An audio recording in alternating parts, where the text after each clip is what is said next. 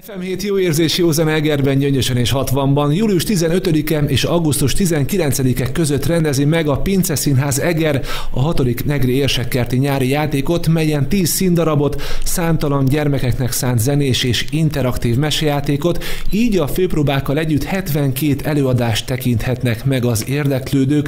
A vonalban Tatár Gabriella, a Pince Színház elnöke. Üdvözlöm, Gabriella! Szép jó napot kívánok! Az idén 6. alkalommal kerül megrendezésre ugye a fesztivált. Lesz-e változás az elmúlt évekhez képest? Milyen újdonságokra számíthatnak majd az érdeklődők, nézelődők? Hát ami változás, hogy eddig többnyire csütörtök, péntek, szombat, vasárnap voltak előadásaink, és felbuzdulva a tavalyi, illetve a tavalyi előtti év sikerén úgy döntöttünk, hogy most megpróbálunk hétközben is előadásokat tartani. Délelőtt, délután gyerekeket várunk, és este pedig felnőtt előadások, illetve családi előadások teszik ki a repertoárunkat. Mely napokon lesznek előadások? Ez a hét minden napjára esik? Tellel azt lehet mondani, hogy gyakorlatilag július 15-től augusztus 19-ig egy-két nap kivételével minden nap lesz előadásunk, úgyhogy elég hajtós lesz ez az egy hónap.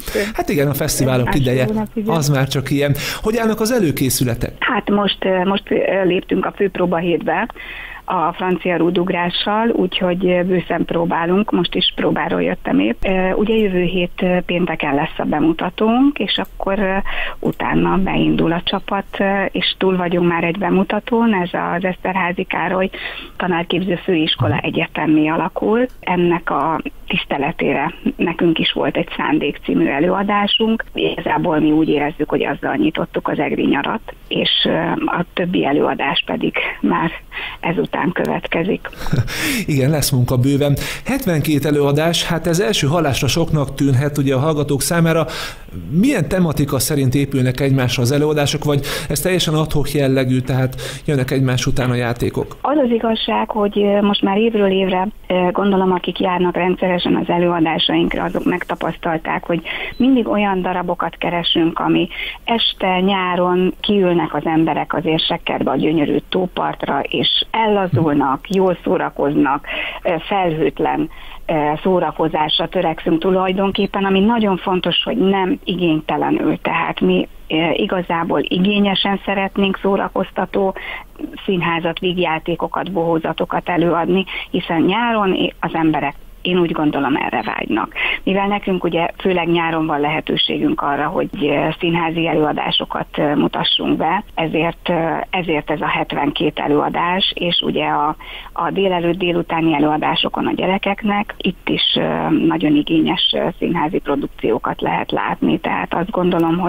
hogy ha a repertoárunkat megnézik, az Annie Musical, a csoportterápia, Boeing, új előadásunk ugye a francia rúdugrás és a stílusgyakorlatok, és emellett az Ágacska, Pinocchio, Trapiti, és a legújabb gyerekdarabunk az pedig a Hopláda, tehát tényleg lehet válogatni az embereknek. Remélem lesz olyan, aki mindegyiket megnézi, hiszen például a csoportterápiát, amit most már 3. éve tartunk műsoron, azért tettük be az idén is, mert nagyon nagy rá az érdeklődés. Gabriella, köszönöm, zenélünk egyet, és innen folytatjuk.